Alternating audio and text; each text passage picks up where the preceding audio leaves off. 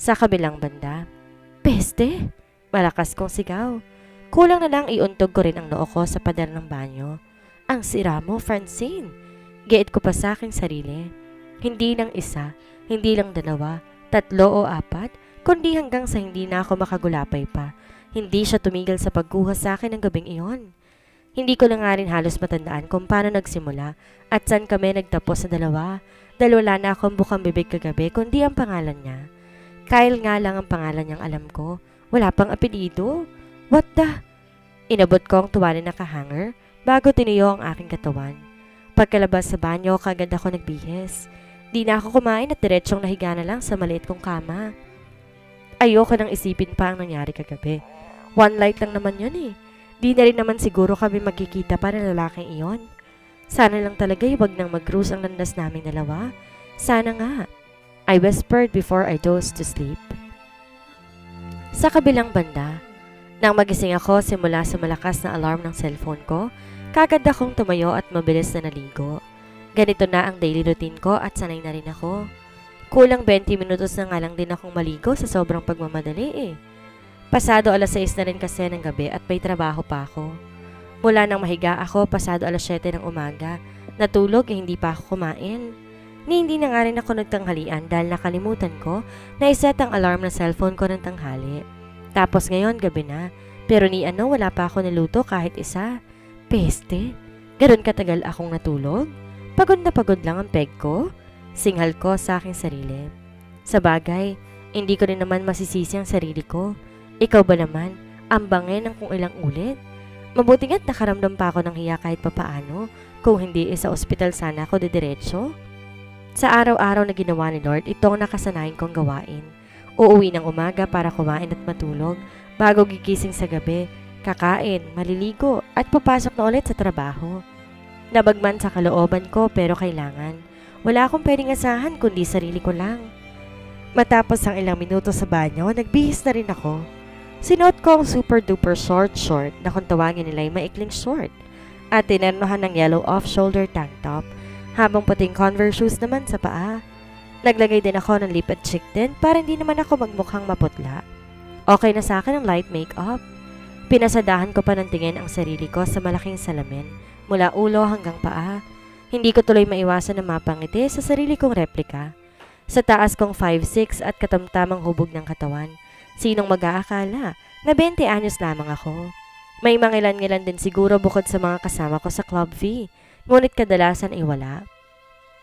Kinulot ko ang dulo ng lampas kilikili kong buhok bago nagwisik ng pabango sa palapulsuhan at likod ng aking tenga. Kinuha ko rin ang nag-iisa kong LV, also known as lumang bag, bago sinukpit sa aking balikat. H&M tank top, Fubu na short at Converse na sapatos. Lahat ng yan pang malakas ang tatak ng mga kasuotan ko na naghuhumiyaw ng Made in Divisoria. Nang makasigurong wala na ako nakalimutan, lumabas na ako at nagtungo sa karinderya ni Cordapia, si Aling Cory or Cordapia, ang isang nagmamay-ari ng apartment na inuupahan ko. Ngayon ang araw ng bayaran para sa aming renta. Kaya naman kinuha ko ng 3,000 sa wallet ko bago tinawag si Aling Cory. "Oh, Francine, ang aga mo magbayad ngayon na." Bungad sa akin ni Aling Cory bago ko iabot sa kanya ang pera. "Ganun po talaga, bagong sahod kasi." Nakangiting sagot ko sa kanya. "Ang bango ah. Aling Cory, magpatugtog ka nga dyan ng magandang musika nang maranasan naman namin ang sayawan nitong si Francine." Tumaas ang isang kilay ko dahil sa lalaking nagsabi nun. Ganun pa man, nginitian ko pa rin siya. Tsaka sanay na rin kasi ako sa kanila. Kahit gabi na ay mangilan-ngilan pa rin ang kumakain dito sa karinderya. Karamihan na lang ay mga lalaking tambay sa kanto at mga naglipa ng marites sa daan. "May 10,000 ka ba?" Nakataas kilay kong tanong sa kanya. Sanay na ako sa mga lalaking to, pero di naman ganyan sila'y maaasahan at mabait naman. Mahilig lang ding magsalita na para mga bastos, pero kahit kailan di pa nila ako binastos ng literal. "Ay, ang mahal naman," reklamo ng isa pang lalaki. Habang isang lalaki na medyo may kapayatan tumayo, pero nanatili sa kinalulugaran niya bago nagsalita. "Ako, Francine, walang 10,000, pero pangako bibigyan kita ng magandang lahi, tsaka mahalin mo lang ako, gagawin kitang reyna sa kantong to." Nagtawanan kaming lahat dahil sa sinabi ng lalaking iyon. Kumuha ko ng 100 sa wallet ko at inabot yun sa kanya. Ayan o, punta kang drugstore, bili kang vitamins. Pataba ka muna bago mo ako gawing reyna. Mahirap na. Isang bulate na lang kasi ang pipirma. Kukunin ka na.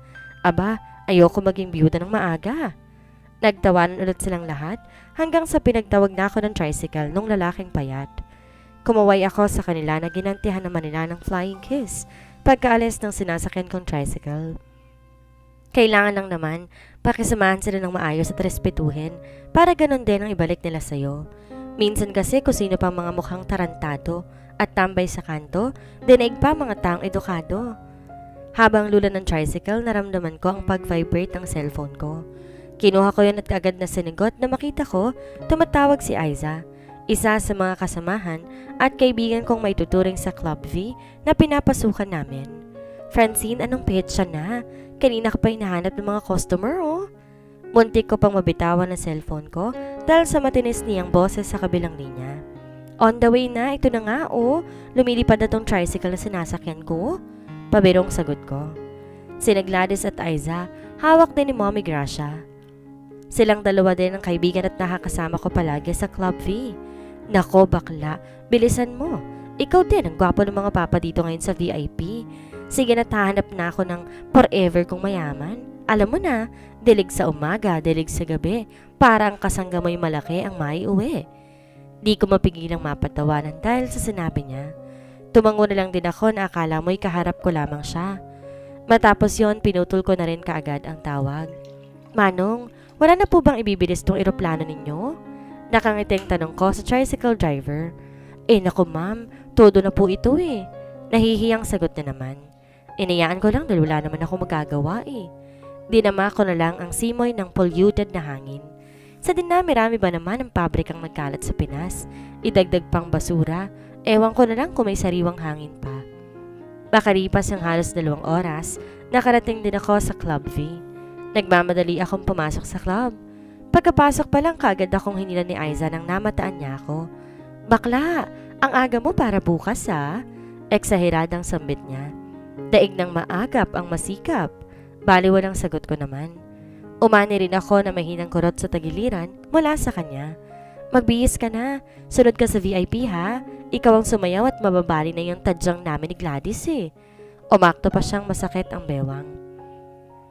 Bigatin ka na talaga, Francine. Lahat, di tataka. Nakangising giit niya pa. Divisoria lang sa kalam. Sagot ko at nagpatuloy ng pumasok sa silid namin. Sa isang sidled, 3 kaming gumagamit ni Gladys at Aiza. Agad kong nilagay ang gamit ko sa mesa ko bago ko kinuha ang wala Sailor Moon na damit. Yun ang nakita kong suot ni Aiza kanina, kaya malamang ganun din ang dapat kong suotin. Mabilis nang ako nagpalit ng damit. Muli rin ako naglagay ng lip at cheek tint bago lumabas. Pagkapasok ko sa VIP room, kung saan karamihan sa mga customers ay businessman at mayayaman, kaagad kong nilapitan ng MC. Pinaalam kong narito na ako para sa late night dance. Naghanda na rin ako sa likod ng stage at hinintay na lamang tawagin ang pangalan ko. Ladies and gentlemen, let us all welcome the star of the night, Francine. Isang masigabong palakpakan ang narinig ko bago pumailan lang ang mapang-akit na musika. Dahan-dahang lumabas habang sumasayaw sa malamyos na musika. Nag-iisa lang akong sumasayaw sa gitna ng entablado na parang pinaliligay ang aking sarili.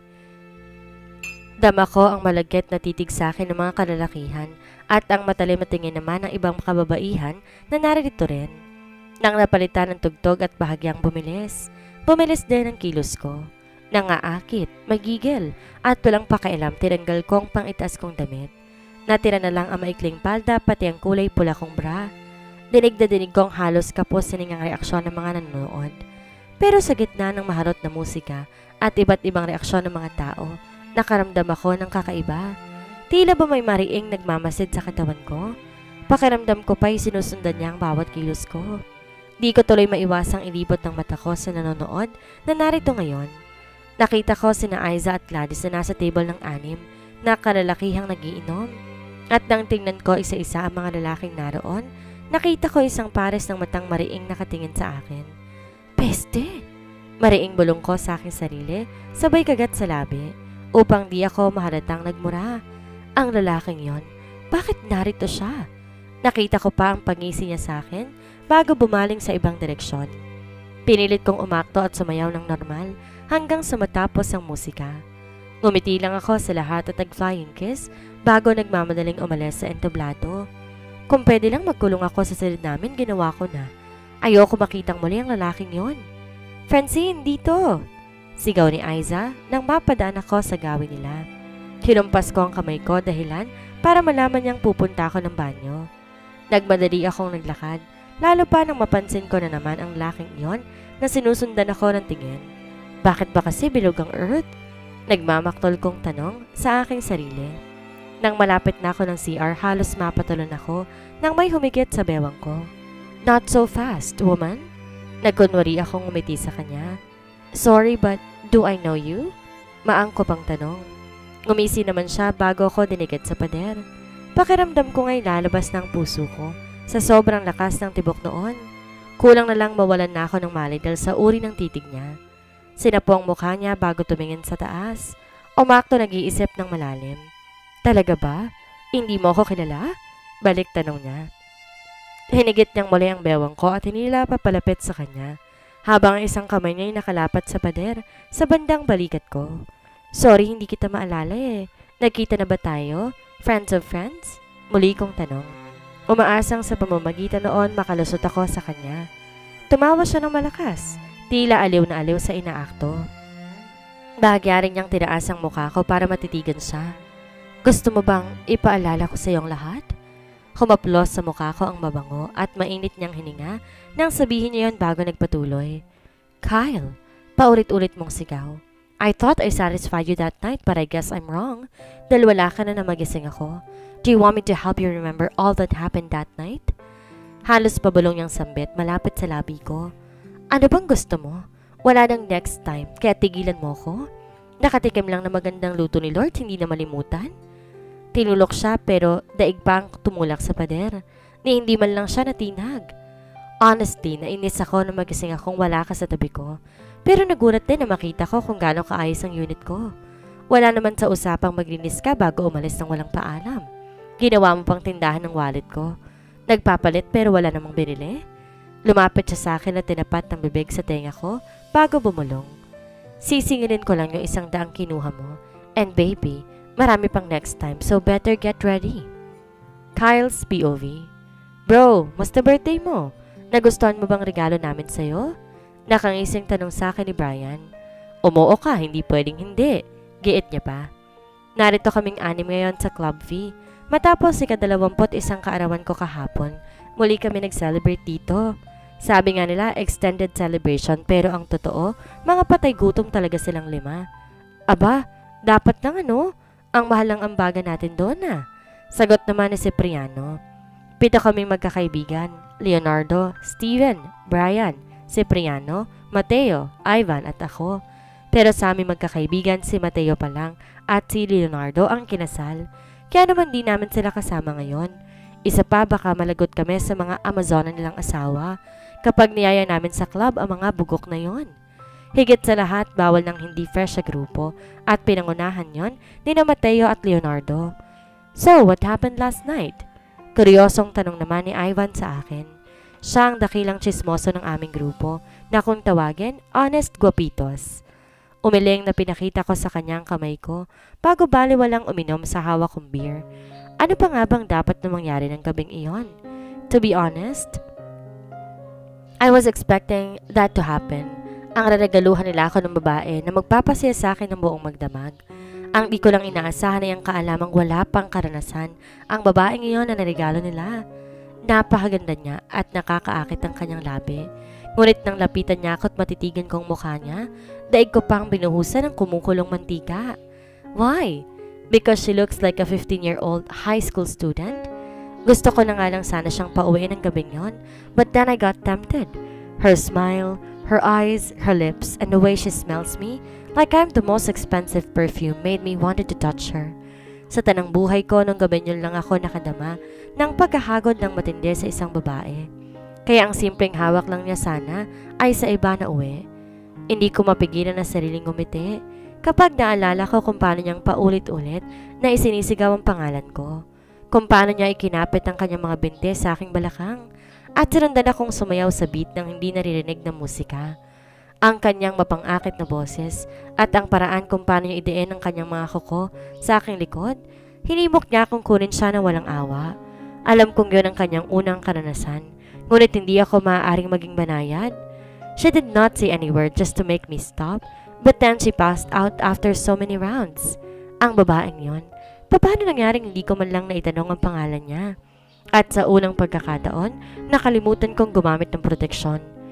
Gusto ko siyang kausapin kinaumagahan pero pagkagising ko, nawala siya at walang iniwan maliban sa kanyang bango at ang pulang wantsa sa kutson. Di man lang siya nag-abalang gisingin ako at umalis na lang na parang walang nangyari.